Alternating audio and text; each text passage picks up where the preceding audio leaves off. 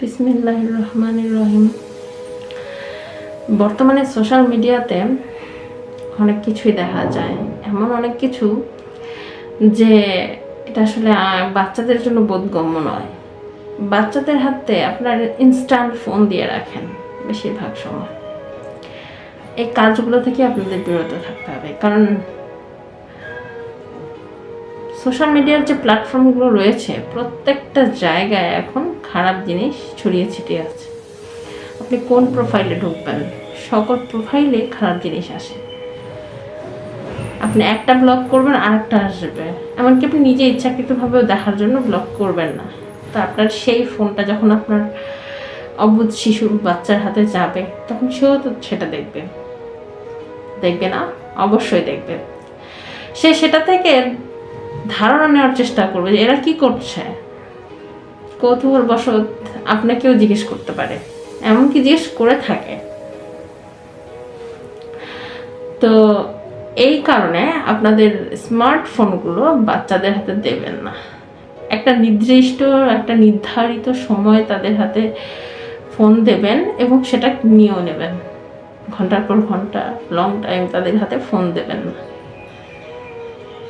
ওদেরকে এমন বলতে পারেন, তুমি যদি এই খাবারটা খাও, তুমি যদি পড়াটা করো, তুমি যদি এই কাজটা করো, তাহলে তোমাকে এতক্ষণ ফোন দেব।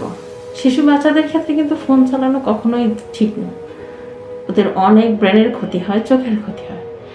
সর্বোচ্চ আপনি প্রতিদিন 30 মিনিট দিতে পারেন ফোন চালানো, ওদের হাতে ফোন দেওয়াটা। কিন্তু 30 মিনিটের বেশি যদি ওদেরকে আপনি ফোন চালাতে দেন তাহলে এটা আপনার বাচ্চার জন্য খুবই ক্ষতি। 30 মিনিটটাও ঠিক নয়। ফোনের যে একটা খারাপ রেডিয়েশন, কোনো কিছু তো ভালো নয়। আমরা প্রত্যেকেই কম বেশি জানি, জেনেও আমরা মানতে পারি না। আমরা কি করি, আমরা নিজেরা একটু ফ্রি ফিল করার জন্য ওদের হাতে ফোন দিয়ে আমরা গল্প করি, কাজ করি, রিল্যাক্স মোডে থাকি। কিন্তু যে সন্তানকে কষ্ট করে জন্ম দিয়ে লালিত পালিত করছি, সেই সন্তানকে বিপদের মুখে ফেলে দেওয়া কি আমাদের কাজ? আমাদের কি ঠিক?